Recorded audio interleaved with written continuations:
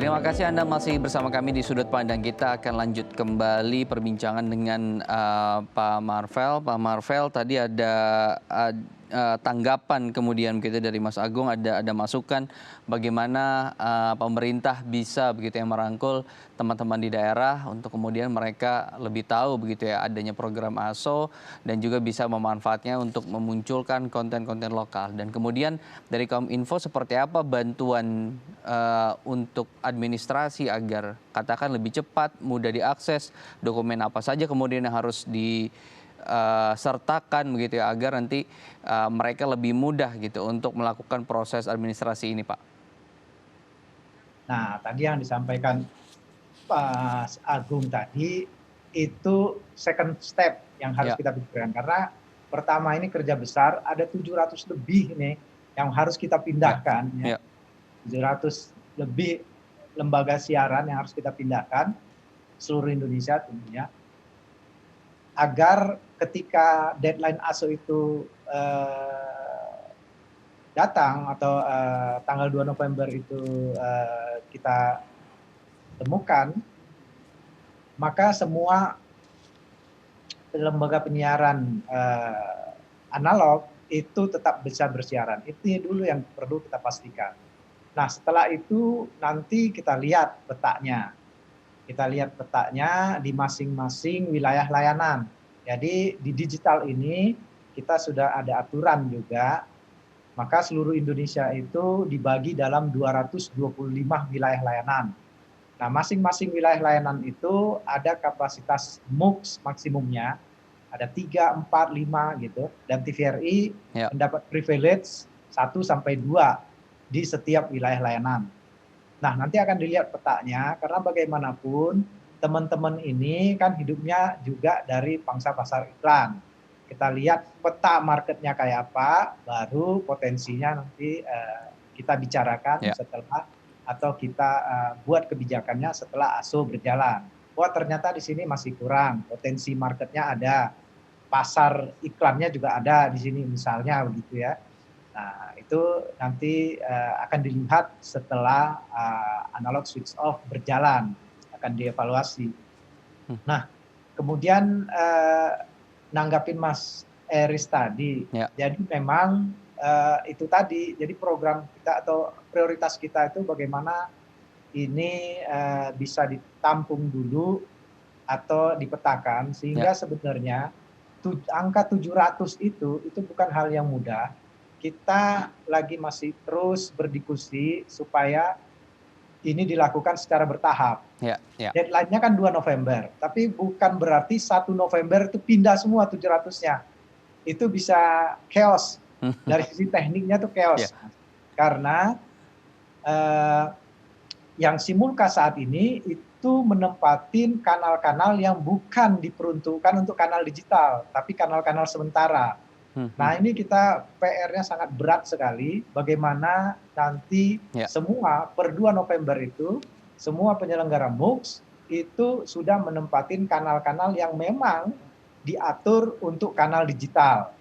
Jadi kalau di analog itu kan dari kanal 22 sampai 62. Nah, ini yang digital hanya sebagian dari situ yang kita pakai, selebihnya itu adalah untuk Ya. digital dividen. Oke. Nah, jadi kalau belum direspon cepat, Mas Aris, mungkin karena memang prioritas kita itu lagi memilah-milah. Tapi Ya. setelah itu kita sudah memikirkan bahwa sisa slot itu memang 50% Ya. diantaranya itu harus dipakai kalau dipakai di luar penyelenggara MUX. Kalau Ya. katakanlah Ya. kalau penyelenggara MUX itu punya banyak afiliasi ya, maka 50% di luar itu harus disewakan atau bisa dipakai di luar afiliasi penyelenggara Ya. MUX. Kalau TVRI ya lebih banyak lagi mungkin karena dia kan sampai saat ini baru hanya Betul, betul. 4%. Jadi konsorsium bisa dilakukan seperti itu begitu ya. Ya, Jadi sebetulnya bisa dibilang lebih murah untuk infrastruktur gitu. Baik, saya akan ke Mas Agung. Mas Agung, bagaimana kemudian sosialisasi terkait program ini kepada masyarakat dan juga pengawasan seperti apa yang harus dilakukan oleh masyarakat? Itu ada juga sanksi denda ditulis di PP Postal Siar. Jadi setelah kami menegur ada sanksi denda. Nah, ini kita sedang membuat aturan denda. Jadi kalau di AITV melakukan tayangan yang melanggar P3SPS bisa kita berikan denda.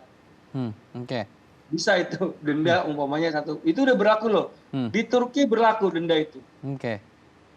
Jadi ya kita bisa juga terapkan denda kepada setiap televisi yang menayangkan konten yang melanggar. Nah, ini yang sedang kita rumuskan karena kebetulan ada di dalam PP Postel Siar sebagai turunan dari Undang-Undang Cipta Kerja. Baik.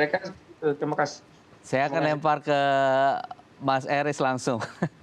Berarti kemudian kita perlu ada tidak hanya secara administrasi menyiapkan kanal begitu ya, tapi juga pendampingan bagaimana ketika mereka masuk menjadi sebuah televisi baru, menghadirkan konten baru, produksi baru gitu. Apa kemudian harus dilakukan pendampingan seperti apa yang perlu diberikan kepada mereka agar tadi tetap sustain gitu? Jadi betul kalau bicara Pak Jokowi, apa sih yang tidak bisa di era seperti ini gitu kan? Peraturan apa sih yang tidak bisa dikeluarkan hanya untuk mempercepat iklim usaha? Saya sepakat Mas Agung tadi sampaikan, jika ada potensi perizinan yang bisa menambah kas negara itu dipermudah. Itu dipermudah. Ini yang kita dorong ke sana gitu kan. Jadi euforia ini harus dimanfaatkan oleh pemerintah dengan melakukan sosialisasi secara masif ke berbagai daerah. Di sisi yang lain juga proses-proses perizinan, baik yang mau simulcast maupun televisi-televisi baru, itu luar biasa. Kalau sekarang harus menunggu 724 berpindah terlebih dahulu, ini prosesnya lama gitu kan. Harus ada SPK, penunggang, kemudian juga surat menyurat dan lain sebagainya. Begitu Pak.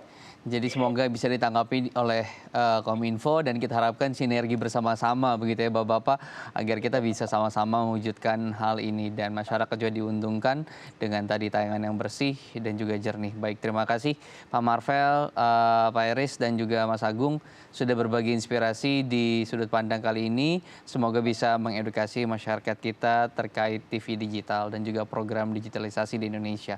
Terima kasih Bapak-Bapak. Terima kasih Pak Imam. Terima kasih Mas Pak Marvel. Terima kasih. Ya, akhir kata saya Imam Asyari mewakili seluruh kerabat kerja yang bertugas pamit undur diri. Terima kasih atas partisipasi Anda. Kita akan berjumpa lagi di sudut pandang pekan depan dengan tema yang berbeda. Sampai jumpa.